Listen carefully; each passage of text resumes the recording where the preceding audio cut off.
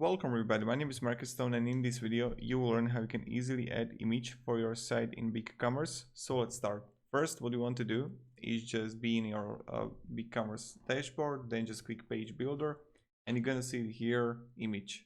You want to take it and just paste it, and now you got an image. So first you can change the image opacity, image fit, dimensions. You can upload the image.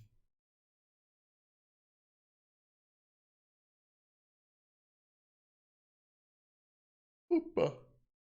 Nice, we got Baby Yoda here. Now I can change the image align. I can change the border here. I can link it to URL. Quite simple, quite easy.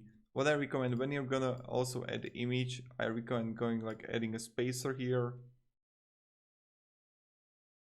So it's good. And this is how you can actually do it. So if you have any questions, guys, ask me down below in the comments. And yeah, thank you, have a great day, and see ya. Goodbye.